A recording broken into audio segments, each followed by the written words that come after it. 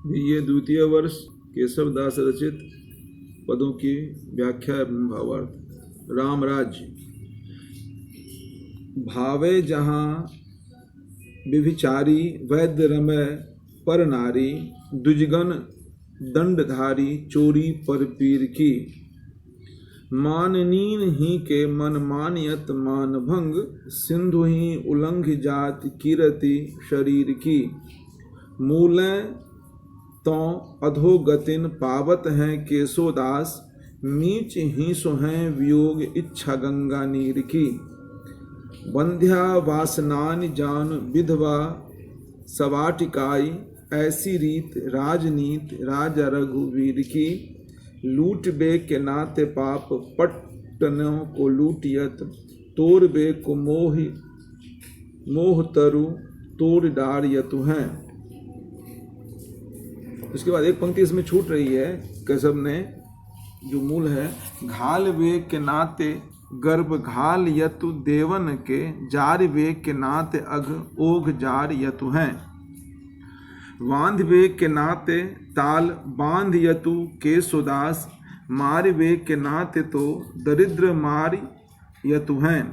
राजा रामचंद्र जू के नाम जग जीत यतु, हार वे के नाते आन जन्म हार यतु हैं। इस पंक्ति में केशव ने राम राज की कल्पना कर उसका वर्णन किया है। केशव दास ने राम राज्य की अनेक विशेषताओं की और आदर्शों का वर्णन किया है। इसी क्रम में कवि केशव दास कहते हैं, इसमें कुछ कठिन शब्दार्थ हम जान लेते हैं। व्यभिचारी, व्यभिचारी काव्य में के एक भाव होता है, जिसे कि संचारी भाव भी कहते हैं। दूसरा अर्थ होता है दुर्व्यसनी और व्यभिचारी। कवि केशव दास ने रामराज नाम के इन पदों में श्लेष अलंकार का प्रयोग किया है, जो पढ़ने के बाद हमें ज्ञात होगा। द्विजगण, द्विजगण कहते हैं ब्राह्मण को। परपीर कहते हैं पराई वेदना। माननीन, माननी नायिकाएं। सिंधुई, समुद्र को कहेंगे। उल्लंघ मतलब लांघ कर, उसको पार कर। नीच कहते हैं मृत्यु को। गंगा नीर, गंगा का जल। बंध्या, संतानहीन स्त्री या बांझ को कहते हैं। विधवा, जिसका पति मर गया हो, विधवा। और एक विधवा नाम का वृक्ष भी होता है। वासनानि मतलब हुआ वासनाओं के लिए आया है। और इसमें कभी कह रहे हैं भावे जहाँ व्यभिचारी वैद्य रमे पर नारी। कभी कह रहे हैं श्री राम चंद्र के राज्य में कोई भी व्यक्ति व्यभिचारी नहीं है। व्यभिचारी क्या है? केवल विद्वान लोग काव्य में व्यभिचारी भावों का उल्लेख करते हैं, जैसे संचारी भाव उसका उल्लेख करते हैं। अर्थात राम राज्य में कोई भी व्यक्ति गलत काम करने वाला नहीं है, व्यभिचारी नहीं है। केवल विद्वान लोग ही काव्य में व्यभिचारी भावों की चर्चा करते हैं। दूसरा पद है द्विजगण दंडधारी चोरी पर पीर की। उनके राज्य में कोई भी पर, हाँ एक आगे पंक्ति है, भावे जहाँ व्यभिचारी वैद्य रमे पर नारी। कह रहे हैं राम राज्य में कोई भी नारी के साथ, कोई भी पुरुष पर नारी के साथ रमन नहीं करता। केवल वैद्य ही दूसरे की नारी को पकड़कर रोग की परीक्षा करते हैं। वैद्य रवे पर नारी, या पर नारी के दो अर्थ आ रहे हैं। एक स्त्री के अर्थ में, एक जो जिसे नब्ज को देख करके हम अपनी तबीयत को परखते हैं, उस अर्थ में कवि केशव ने प्रयोग किया है। तो अर्थ हुआ भावे जहाँ व्यभिचारी, रामराज में कोई भी व्यभिचार नहीं करता है, केवल काव्य में ही व्यभिचारी भाव को पढ़ते हैं। और वैद्य रमे पर नारी, उस रामराज में कोई भी पुरुष पर स्त्री गमन नहीं करता है। केवल वैद्य ही दूसरों की नाड़ी को देखकर उसकी दशा को, उसकी अवस्था को, उसकी रोग की परीक्षा करते हैं।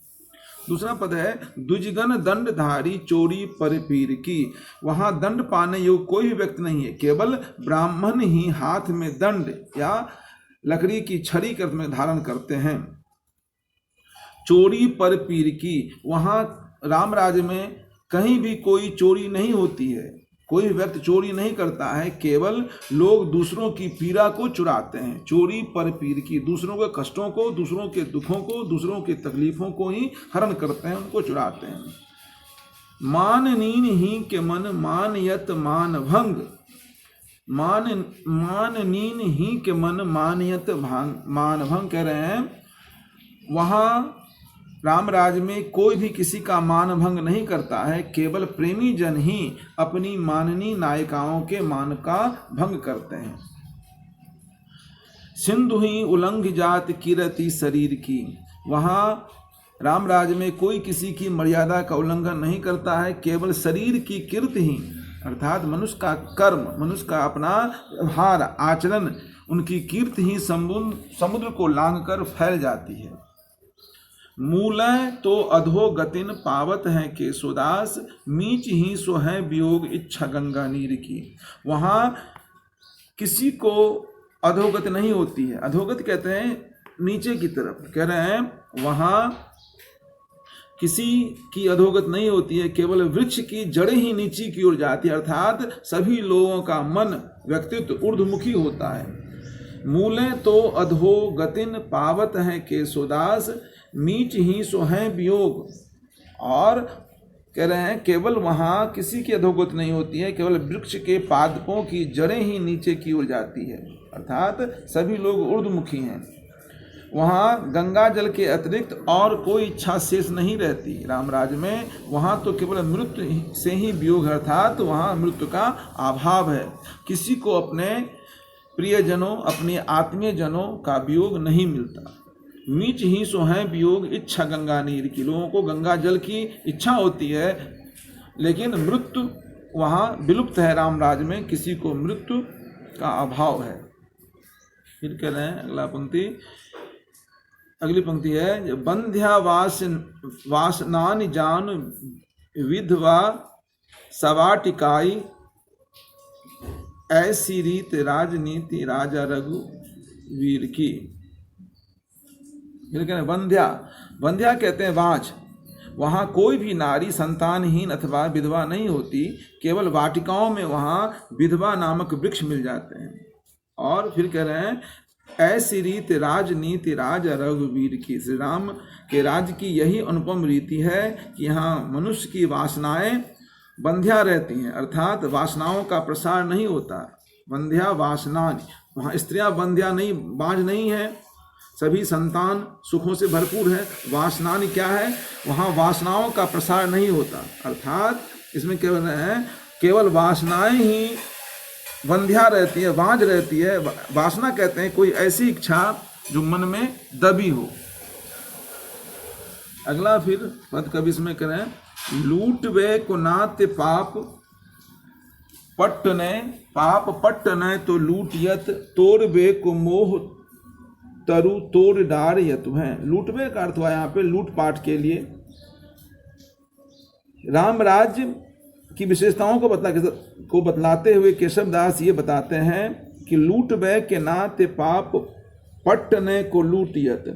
राम राज में जनता में लूट मार नहीं है, लूट खसोट नहीं है। वहाँ क्या लोग लूटते हैं, वहाँ तो लोग पापों के समूहों को लूटते हैं, अर्थात वे पापों को दूर करते हैं, अर्थात वहाँ के लोग पुण्य का आचरण करते हैं।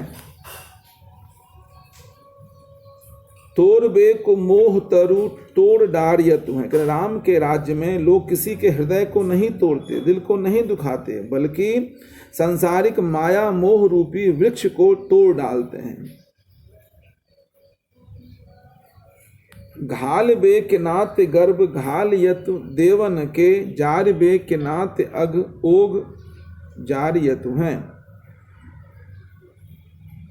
राम के राज्य में लोग किसी के हृदय को नहीं दुखाते, हृदय को नहीं तोड़ते, बल्कि कह रहे हैं वहाँ घाल बे के नाते गर्भ घाल यत देवन को, जार बे के नाते अघ ओघ जार यतु हैं। वहाँ के लोग किसी के जीवन का विनाश नहीं करते या किसी को नीचा नहीं दिखाते, वे तो देवताओं के गर्व को ही अपने पवित्र आचरण से नष्ट करते रहते हैं। अगला पद फिर कह रहे हैं, जार बे के नाते अघओघ, अघओघ कहते हैं पाप, पापों के समूह का नष्ट करते हैं। बांध बे के नाते ताल, बांध यत केशुदास, बांध बे के नाते ताल, बांध यत केशुदास, मार बे के नाते तो दरिद्र मारियत हैं। वहाँ लोग किसी को कारागार में बंद नहीं करते हैं, बांधने के नाम पर लोग कृषि की समृद्धि के लिए बड़े बड़े तालाबों पर बांध बांधते हैं। रामराज में कोई किसी को बांधते नहीं है, बांधने के लोग समृद्धि के लिए तालाबों पर बांध बांधते ताकि उपज हो सके। मार बे के नाते तो दरिद्र मारियत है, मारने के नाम पर लोग किसी का हनन नहीं करते, किसी का वध नहीं करते, मारने का प्रयास करते हैं। किसको? दरिद्रता, गरीबी कैसे खत्म हो उसको मारने का प्रयास करते हैं। राजा रामचंद्र जू के नाम जग जीत यतु, हार बे के नाते आन जन्म हारियत हैं। कह रहे हैं अर्थात राजा रामचंद्र के नाम से सारे संसार को जीता जा रहा है, अर्थात सारे संसार में उनके नाम की महिमा का बखान हो रहा है और उसी के संसार के जीतने की भावना दिखाई दे रही है। लोग वही प्रयास करते हैं। हार बे के नाते आनम जन्म हारियत हैं, और लोग हारने का अर्थ हुआ राम के राज्य में कोई किसी से हारता नहीं, वहाँ तो दूसरे जन्म को हराने की भावना रहती। अर्थात लोग अच्छे कर्म करके इस जीवन में मोक्ष, निर्वाण और कैवल्य पा जाएं, यही चाहते हैं, वे पुनर्जन्म नहीं चाहते हैं। इसलिए वे सांसारिक बंधनों को हराने की भावना रखते हैं। इसमें कवि ने, केशव ने राम के राज्य की शोभा का वर्णन किया है और उस युग में कैसे लूटपाट, मृत्युदंड इत्यादि बातें घटित नहीं होती है, उसका बड़ा ही स्वाभाविक चित्रण कवि केशव ने किया है। अगला पद है तृष्णा पाठ से। निशिवासर वस्तु विचार ही कै मुख साँचे ही करुणाधन है, अघ निग्रह संग्रह धर्म कथानि परिग्रह साधन को धन है। कही केशव भीतर जोग जगह अति बाहिर भोगन को तन है, मन हाथ सदा जिनके तिनके बन ही घर है, घर ही बन है।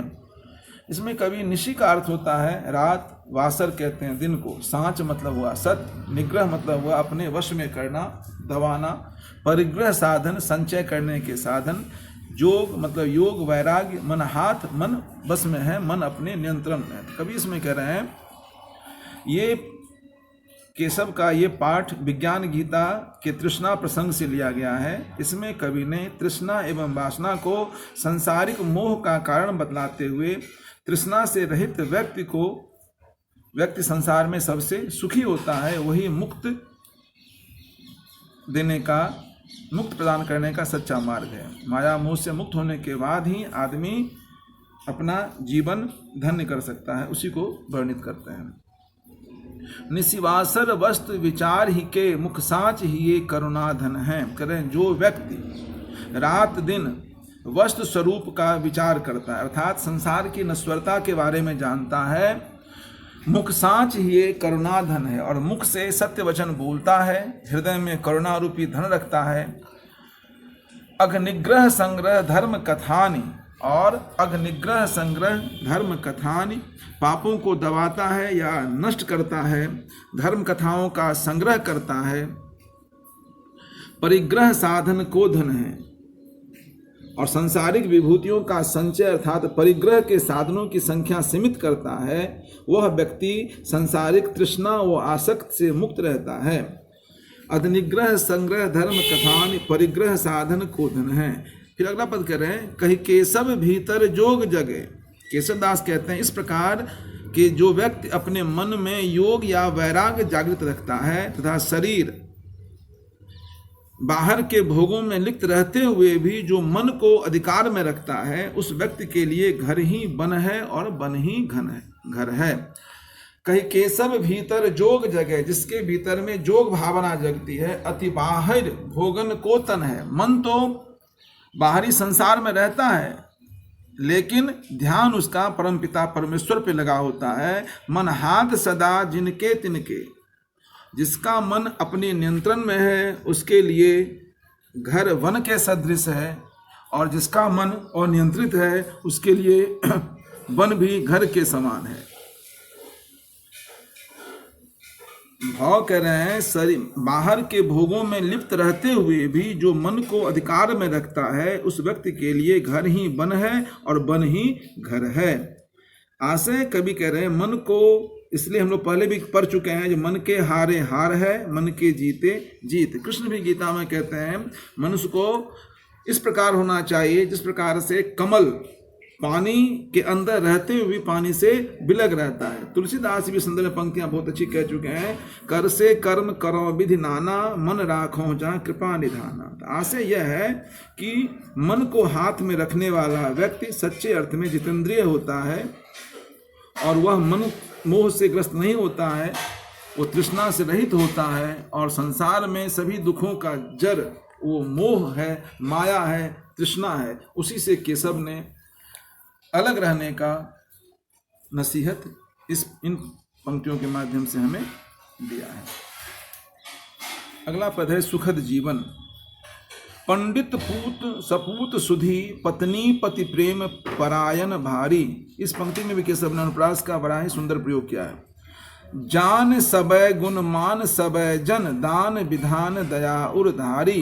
केशव रोगन ही सो वियोग, संयोग सुभोगन सो सुखकारी। साच कह जग माहि लह यस, मुक्त यह चहु वेद विचारी। चारों वेदों में इसी बात को वर्णित किया गया। चहु मतलब चार होता है। इन पंक्तियों में कुछ शब्द देख लेते हैं। कह रहे हैं पंडित पूत सपूत सुधी। कभी इसमें केशव कह रहे हैं इस संसार में उसी व्यक्ति का जीवन सुखमय है। किसका? पंडित पूत, जिसका पुत्र विद्वान हो, सपूत और बुद्धिमान हो। सुधी कहते हैं विद्वान को। पत्नी पति प्रेम परायण भारी, और जिसकी पत्नी पतिव्रता एवं अत्यधिक प्रेम परायण हो, जो कि सभी प्रकार के गुणों का ज्ञान रखे, गुणग्राही हो, सभी लोगों का सम्मान करे। फिर अगला पद कर रहे हैं जान सबय गुण मान सबय जन, दान विधान दया उधारी। वो स्त्री जो पतिव्रता हो, सभी प्रकार के गुणों का ज्ञान रखे, अर्थात गुण को ग्रहण करने वाली हो, सभी लोगों का सम्मान करे। मान सबय मतलब सभी लोगों का सम्मान करे। जनदान विधान और दानशील प्रकृति की हो, और सभी व्यक्तियों के प्रति अपने हृदय में अत्यधिक करुणा दया रखने वाली हो। ऐसे परिवार में जहाँ पत्नी पुत्र सभी गुणी हो तो उसका जीवन बड़ा ही सुखमय होता है। केशव रोगन ही सो वियोग, संयोग सुभोगन सो सुखकारी। साच कह जग माहि लह यश, मुक्त यह चहु वेद विचारी। कवि केशवदास कह रहे हैं उसी व्यक्ति का जीवन सुखमय है जिसको रोग व्याधि से वियोग हो। केशव रोगन ही सो वियोग, जिसका वियोग हो, जिसका कभी संपर्क ही नहीं रहा हो किससे? रोगों से। सुभोगन सो सुखकारी कह रहे हैं, और अर्थात जिसे कोई रोग व्याधि न हो और जिसे सुख देने वाले सुंदर भोग विलासों आदि का संयोग मिले, सभी चीजों का उपभोग कर सके। साच कह जग माहि लह यश, मुक्त यह चहु वेद विचारी। ऐसा व्यक्ति ही इस संसार में यश का भागी होता है। इस प्रकार के सुखमय जीवन को ही चारों वेदों में अच्छी तरह चिंतन मनन के साथ सच्चा मोक्ष बताया गया है। मुक्त यह चहु वेद विचारी, अर्थात सुखमय जीवन ही सच्ची मुक्ति है और इसी से व्यक्ति का जीवन सफल माना जाता है। भाव यह है जिस परिवार में पुत्र पत्नी सभी ज्ञानी हो, बुद्धिमती हो, विदुषी हो, बुद्धिमान हो, और जिसके घर में रोग का प्रवेश नहीं हो, सभी लोग सुख भोग विलास में आनंद में रहें, तो सच्चा सुख जीवन में यही है। इन्हीं बातों की चर्चा चारों वेदों में अच्छी तरह चिंतन मनन के साथ यही सच्चा मोक्ष का साधन बताया गया है।